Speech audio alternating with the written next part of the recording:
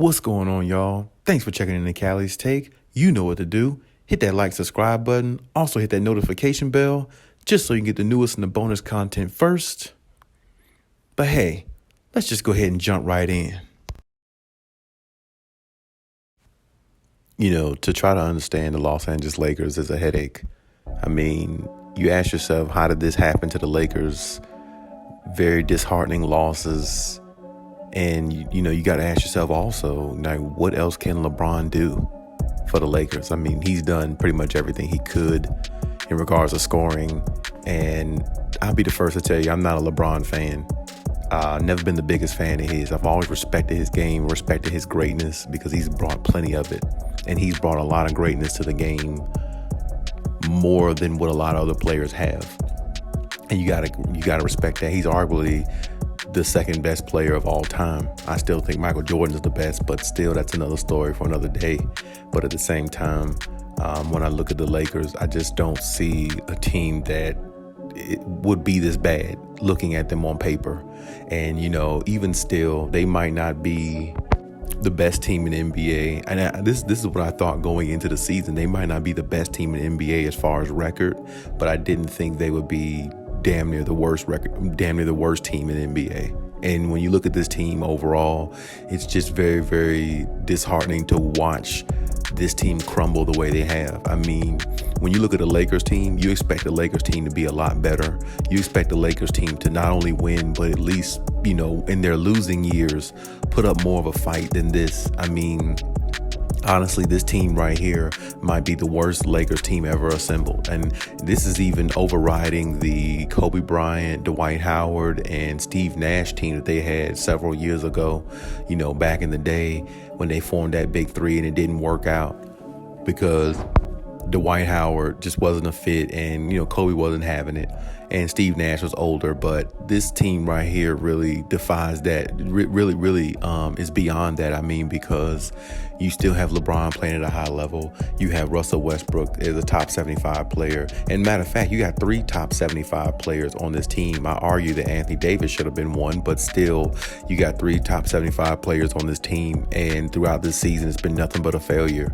I mean, this team can't even beat a team like Houston. You go into overtime with a team like the Houston Rockets when Russell Westbrook probably had his best game as a Laker last night, and LeBron just had like a triple-double himself, and you couldn't even beat a Rockets team who really don't have anybody on there. I mean, Eric Gordon is still decent, but Christian Wood is very young. They're just a losing team. They only won like 17 games this season, and you find yourself in a dogfight, then going to overtime and let them go on like a 10-12-0 run, and they win the game. It's just really, really crazy. I mean, I definitely understand why LeBron is where he is mentally with this team. He's just over this team, and I don't know what else he can do. I mean, it's really to the point where this team has really suffered some losses that nobody could imagine that they could have lost. Not with the star talent that you have on there. And I know they don't have Anthony Davis. I do understand that, but I mean, you have 2 out of 3 superstars on the floor damn near every night. So it's really no excuse for this team to really wane the way they are. And LeBron James is just in the middle of it. It's almost like the Lakers are going through their own pandemic. It's like they're almost going through their own issues, like their own world of just pain and defeat and like death as a team. They're just really dying on the court. It seems like they just can't beat anybody. Every night when they play, they're playing a team that's got better veterans or a team that plays a lot better with a better chemistry, or they're playing a team some other nights that has a bunch of young players they can't keep up with. And it shows every time the Lakers step on the floor. I mean, because a lot of these teams that they play, I mean, the Lakers, you would think that the Lakers can beat a lot of these teams, especially with LeBron playing at a high level. And like I said, Russell Westbrook having probably arguably his best game of the season last night against the Houston Rockets. And it still wasn't enough to win against a team that doesn't even have a superstar. I mean, that's unheard of. And then, you lose to a Clippers team 4 straight times without this season without their superstars. I mean, you've lost to teams where there's no reason for it. You lost to a Pelicans team about a week ago or less, and they don't have their superstar in Zion Williamson, even though Brandon Ingram's playing good, but he's just a, Robin to a Batman. He's not really a superstar. He's not even going to come close to that probably. And it's just really, really distasteful to see this team play at this type of level. I mean, honestly, like I said, I'm not a LeBron fan, but it would be, it's always good to see, Lakers in the playoffs at least. I mean, at this point right here, I would definitely say it wouldn't be surprising if the Lakers don't even make the play-in. I mean, because they can't seem to beat anybody. They can't seem to step on the court and put fear into anybody's heart. And that's the problem with the Lakers, because their defense is so bad. Their defense is so horrid. It allows teams to have the confidence to just go do what they want to do. And if every team plays the Lakers, or should I say every team that has played the Lakers, they all understand one thing. If the jump shot is not falling, just go to the paint, because they have nobody in the paint to stop you, and they don't play any defense enough to stop you. I mean, it's almost like when teams play them, they just hit that switch and be like, okay, well, we can't knock down threes right now. Our jump shot is not falling. Let's just go into the paint because they can't stop us. And we're going to make them try to stop us in the paint, get them in foul trouble if we need to, because most of their defenders are much older and out of their prime. So it's easy to get around them and get into the paint and cause havoc. And that's what teams are doing. And when the teams figure that out, it makes it easier for them to attack the Lakers. And there's nothing the Lakers can do about it, especially LeBron James, because like I said, he can't carry a team no more like he used to, and he's just not young enough to do that anymore. He's at the age now where he can put up decent numbers, really, really great numbers, and be a part of a team that's winning. He can't be the reason why a team is winning solely like he used to, So really, when you look at the Lakers situation, it gets worse by the minute, and even more worse by the day, because each opponent that they play, you feel like the other opponent has an opportunity, has a chance of beating them. I mean, I feel like Vegas odds on the Lakers, every game they go into, the other team should be favored by 2.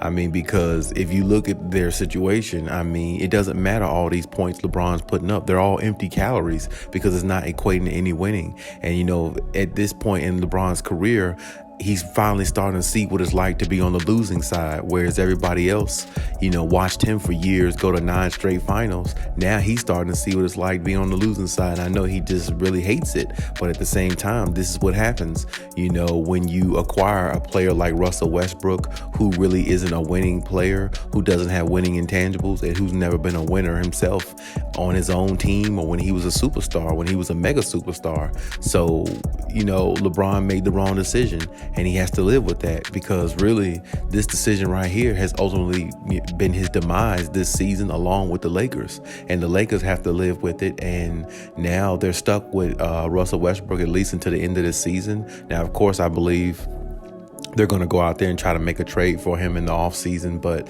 this season is punted away. This season's over with. And there again, when you look at this season, as I said in other videos, this season was wide open, more so than anyone, because, I mean, the Warriors, they could be beat to me.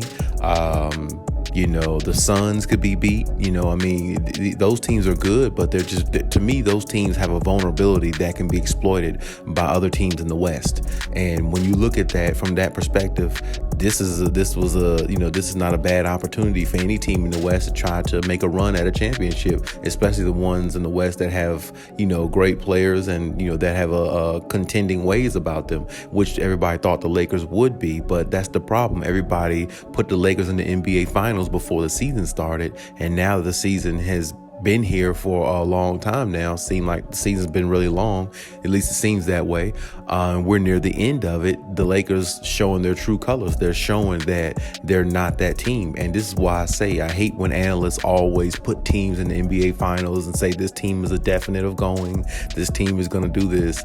It's no need doing that. You can give your opinion and stuff like that, but there's no need to say it's a guarantee or make it seem like nobody could beat this team when you never even seen this team play together before. To me, if you're going to make a prediction on a team going to the NBA Finals, it needs to be on a team that has built chemistry. It needs to to be on a team that has built camaraderie, a team that's been together a while. To me, if you can't make a prediction on a team going to NBA Finals with Russell Westbrook on the roster, because he's just not NBA championship material. He's one of those guys where he wants to make his money, go home, and treat the NBA like a 9-to-5, and that's exactly the way he treats it, which is the reason why he's never won anything except a fraud MVP, if you ask me, with the triple doubles, which really went out quick. And it's just a waste.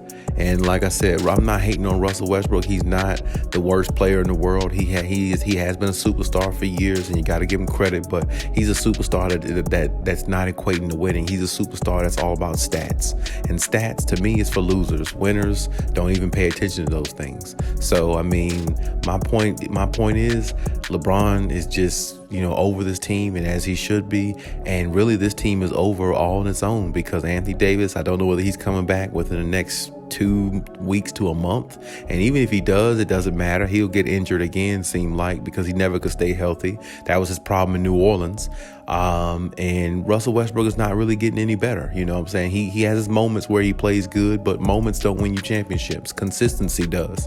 So, I mean, looking at the Lakers right now, they're in probably the worst state they've been in. And I've said before, they hit rock bottom, but if there's any place below rock bottom, that's where they are. Or maybe where LeBron said 12 feet under what he said he would be before he quit on this team, or whatever he said. Maybe that's where they are, 12 feet under. I don't know, because this right here, that loss against the Rockets last night probably put the icing on the cake for me, and not only me, but the rest of the NBA world as well, because it just wasn't a good look. And I could tell you, if you can't beat a team with 16 wins in a season, who has lost damn near every game they've ever played this whole season, if you can't beat a team like that, and LeBron had a triple double and Russell Westbrook had like 30 points, I believe, I mean, the recipe for success is done. And that's just the way it is with the Lakers. But hey, that's my take on everything. You leave any comments in the comment section as always. And hey, Khaliis out.